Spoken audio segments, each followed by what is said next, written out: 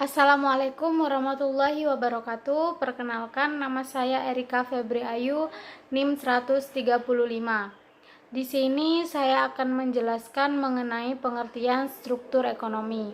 Baik, langsung saja kepada pembahasan. Struktur perekonomian merupakan susunan elemen-elemen yang ada dalam suatu negara yang berfungsi untuk mengatur rumah tangga suatu negara, yang mana di dalamnya terdiri dari sistem perekonomian, rumah tangga, perusahaan, pemerintah, pasar input, dan pasar output. Semua komponen-komponen tersebut mempunyai kegiatan ekonomi yang berbeda. Elemen-elemen dari suatu perekonomian terdiri dari pasar input, yaitu faktor produksi, pasar output, yaitu barang dan jasa, rumah tangga, perusahaan, pemerintah, dan sistem ekonomi. Elemen-elemen tersebut saling berkaitan satu dengan yang lainnya, yang merupakan satu kesatuan yang saling mempengaruhi layaknya struktur organisasi. Struktur perekonomian juga memperlihatkan satuan-satuan perekonomian, hubungan-hubungan dan saluran-saluran wewenang dan tanggung jawab yang ada dalam suatu perekonomian.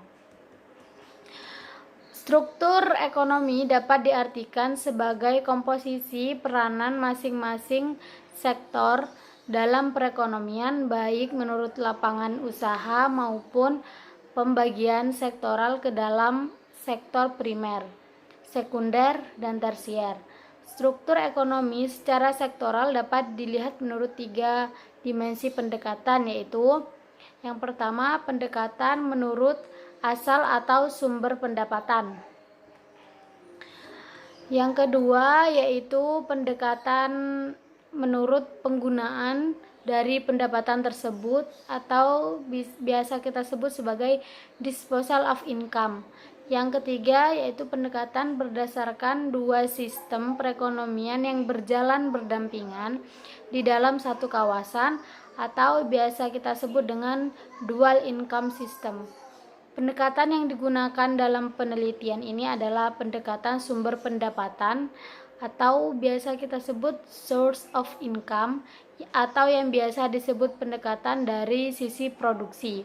Pendekatan ini menghitung jumlah nilai tambah produk yang dihasilkan oleh unit-unit produksi atau lapangan usaha. Baik, begitu saja yang dapat saya sampaikan, kurang lebihnya mohon maaf. Wassalamualaikum warahmatullahi wabarakatuh. Assalamualaikum warahmatullahi wabarakatuh. Nama saya Abidatul Mutaharah, NIM 189. Di sini saya akan menjelaskan mengenai struktur perekonomian tertutup, yaitu dual sektor dan 3 sektor. Untuk yang pertama, perekonomian dua sektor, yaitu adalah perekonomian yang terdiri dari sektor rumah tangga dan perusahaan. Jadi dalam perekonomian ini pelaku ekonominya hanya rumah tangga dan perusahaan, atau tidak ada yang namanya pemerintah ataupun masyarakat luar negeri, sehingga hal ini mengakibatkan tidak adanya pengeluaran pemerintah ataupun kegiatan ekspor impor. Untuk siklus perekonomiannya, teman-teman bisa melihat di PPT dan juga makalah, yaitu dijelaskan dalam sebuah alur di mana terdapat kegiatan perekonomian dari sektor rumah tangga dan juga perusahaan. Nah, digambarkan untuk alur nomor 1, yaitu adalah adanya aliran dari faktor-faktor produksi dari sektor rumah tangga kepada perusahaan maksud saya. Jadi untuk aliran nomor 1, rumah tangga itu memberikan faktor produksi berupa modal, kemudian bahan-bahan mentah, kemudian tenaga kalau mereka itu menjadi istilahnya menjadi pekerja seperti itu. Nah, faktor produksi ini kemudian diberikan kepada perusahaan dan dijelaskan pada alur nomor 2, di mana perusahaan akan memberikan balas jasa atas faktor produksi tersebut, seperti kalau misal mereka itu membeli bahan baku, maka akan diberikan uang. Kemudian jika mereka itu mendapatkan tenaga atau rumah tangga itu bekerja di perusahaan, maka perusahaan akan memberikan upah seperti itu. Lalu dijelaskan untuk alur nomor 3, rumah tangga memberikan pengeluaran barang dan jasa, di mana hal ini pengeluaran ini karena rumah tangga itu mendapatkan aliran barang dan jasa. Misal tadi kan rumah tangga itu kan memberikan bahan baku, kemudian bahan baku itu diolah oleh perusahaan, kemudian ketika rumah tangga itu membutuhkan untuk konsumsi, maka perusahaan akan menjual barang-barang produksi itu kepada rumah tangga. Akhirnya rumah tangga memberikan pengeluaran atas barang yang sudah didapat. Nah, kemudian dalam perekonomian dua sektor ini, kegiatan produksi dan konsumsi itu membutuhkan lembaga keuangan untuk mengumpulkan dana. Jadi pendapatan yang diperoleh oleh rumah tangga maupun perusahaan itu ada baiknya disimpan, ditabung, atau diinvestasikan. Nah, kemudian hal ini pasti menyebabkan lembaga keuangan itu diperlukan atau dibutuhkan. Sebagai apa? Sebagai perantara untuk menyimpan dana-dana yang telah dimiliki. Dalam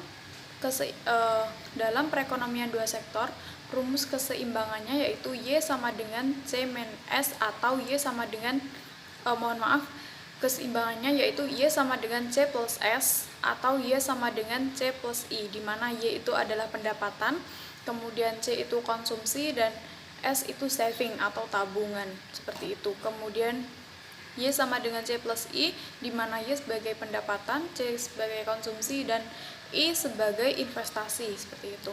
Kemudian selanjutnya saya akan menjelaskan mengenai perekonomian tiga sektor, di mana dalam perekonomian ini pemerintah itu sudah istilahnya campur tangan. Jadi terdapat 3 pelaku usaha, yaitu sektor rumah tangga, pemerintah, dan juga perusahaan. Nah, untuk alurnya sudah ada di makalah, teman-teman bisa membaca. Dan untuk kegiatannya yaitu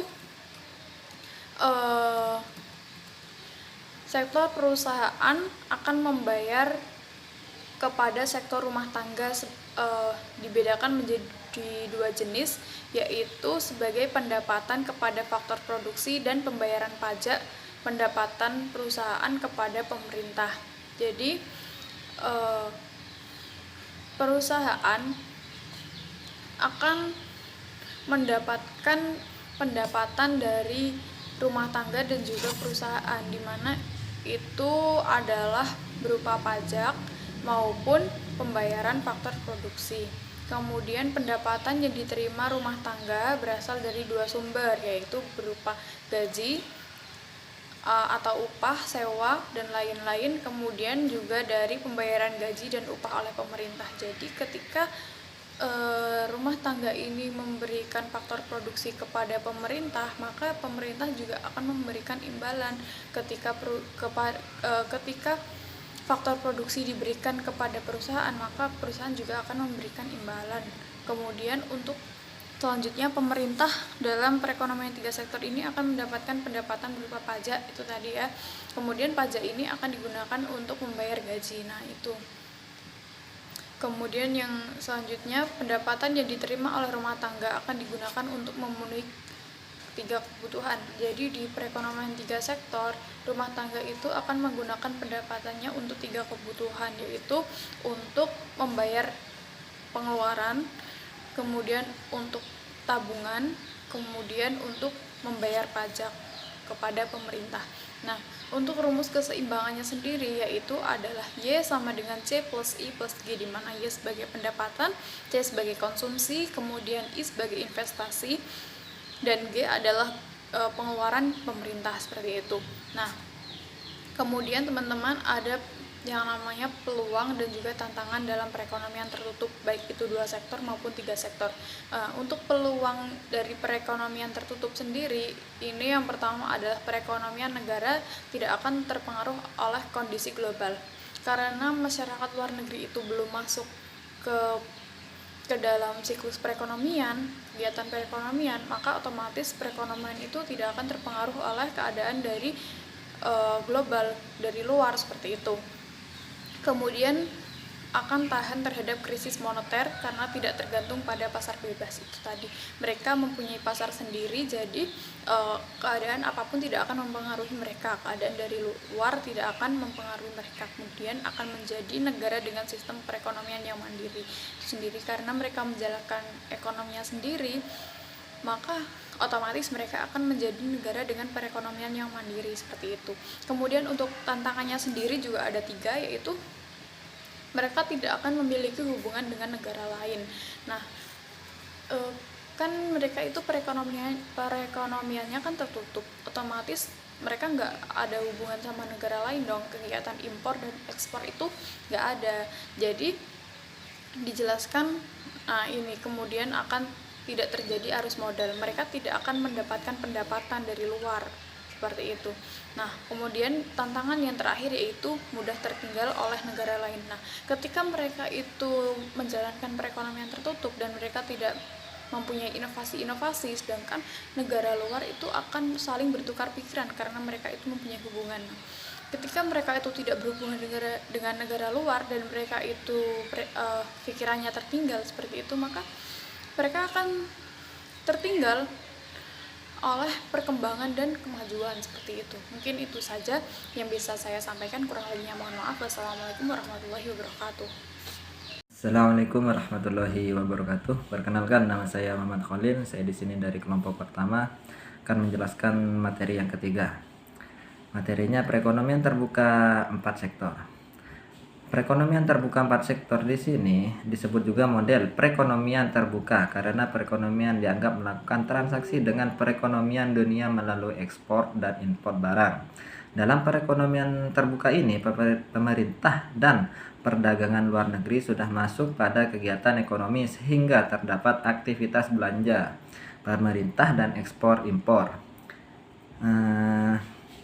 Contohnya itu nanti ada di slide-slide presentasi anak-anak. Contohnya itu ada yang pertama, aliran 1. Upah atau gaji, sewa bunga, dan laba merupakan aliran pendapatan rumah tangga yang diperbolehkan dari jasa faktor produksi yang diberikan kepada sektor perusahaan. Aliran kedua, pihak perusahaan melakukan pembayaran pajak ke pemerintah atas barang dan jasa yang diproduksi serta pajak lainnya yang harus ditanggung perusahaan. Aliran ketiga, rumah tangga mempunyai kewajiban membayar pajak kepada pemerintah baik dalam bentuk PPN maupun pajak lain. Pajak ini akan mengurangi pendapatan rumah tangga yang akhirnya memperoleh pendapatan disposable sebagai pendapatan yang benar-benar dibelanjakan.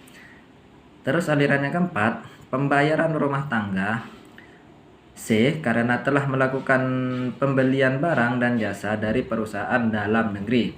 Aliran yang kelima, sebagian dari rumah tangga melakukan pembelian barang dan jasa dari luar negeri bisa dikatakan impor, sehingga dana mengalir ke luar negeri dan barang atau jasa mengalir ke luar negeri juga.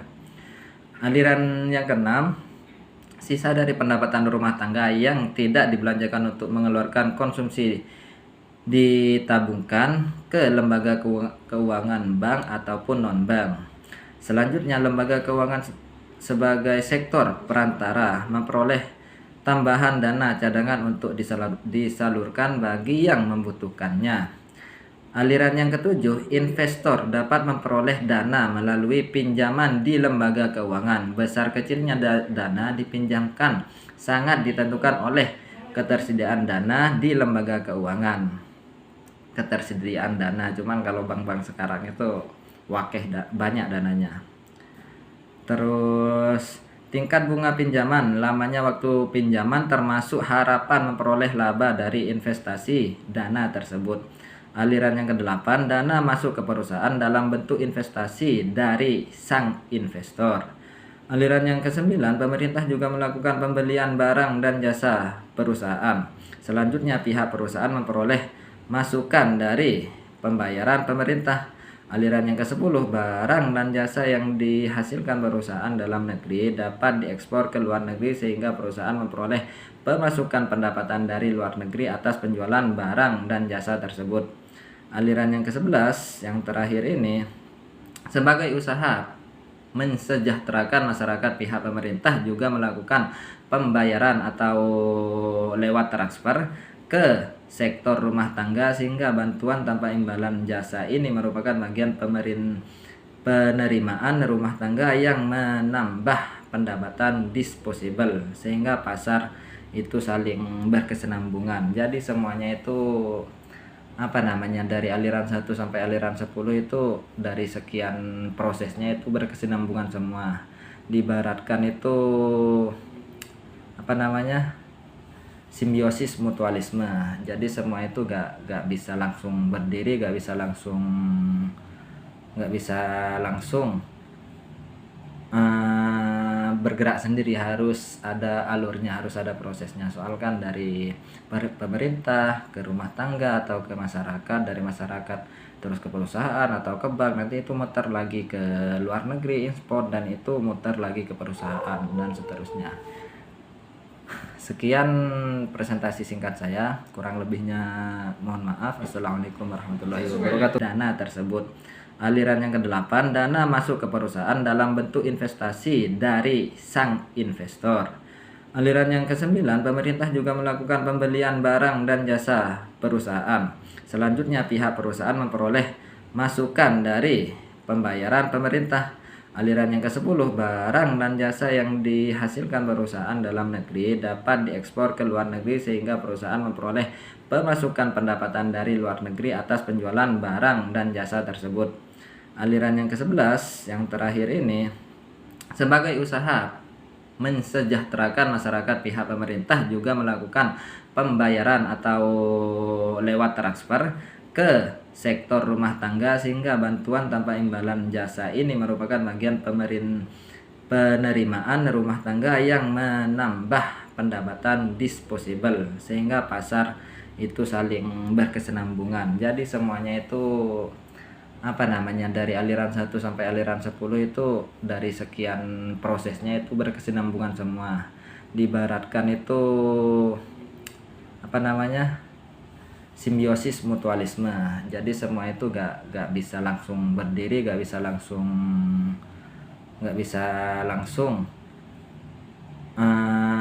bergerak sendiri, harus ada alurnya, harus ada prosesnya. Soalkan dari pemerintah ke rumah tangga atau ke masyarakat, dari masyarakat terus ke perusahaan atau ke bank, nanti itu muter lagi ke luar negeri ekspor, dan itu muter lagi ke perusahaan dan seterusnya.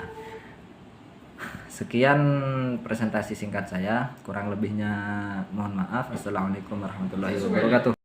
Assalamualaikum warahmatullahi wabarakatuh. Perkenalkan, nama saya Sofiana Zihan, NIM 017. Di sini saya akan menjelaskan tentang pertumbuhan ekonomi Indonesia dari perkembangan sektor produksi.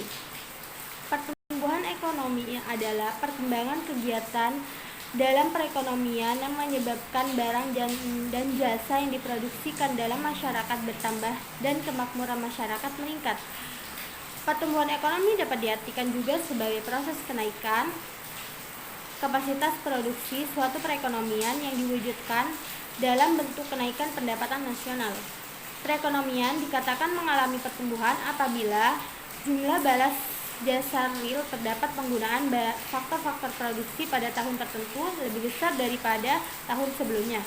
Namun demikian, pertumbuhan tidak muncul di berbagai daerah pada waktu yang sama, melainkan hanya berbeda. Masalah pertumbuhan ekonomi dapat dipandang sebagai masalah makroekonomi dalam jangka panjang. Perkembangan kemampuan memproduksi barang dan jasa sebagai akibat pertambahnya faktor-faktor produksi pada umumnya tidak selalu diikuti oleh pertambahan produksi barang dan jasa yang sama besarnya. Peranan usaha kecil menengah dalam mendorong percepatan pertumbuhan ekonomi itu sangat penting. Hal ini dapat dilihat dari kontribusi terdapat neraca pembayaran melalui kegiatan ekspor dan mampu menyerap tenaga kerja dalam jumlah banyak, yaitu 70% dari total tenaga kerja di Indonesia. Pembangunan ekonomi tidak lepas dari pertumbuhan ekonomi, di mana pembangunan ekonomi dapat mendorong pertumbuhan ekonomi. Data yang digunakan yaitu data sekunder yang bersumber dan badan tersebut di Badan Pusat Statistik. Data yang tercankup ini adalah atas dasar harga konstan dan disertai dengan data-data sekunder lainnya yang relevan dengan tujuan tersebut. Mungkin hanya itu yang bisa saya jelaskan, kurang lebihnya mohon maaf. Assalamualaikum warahmatullahi wabarakatuh.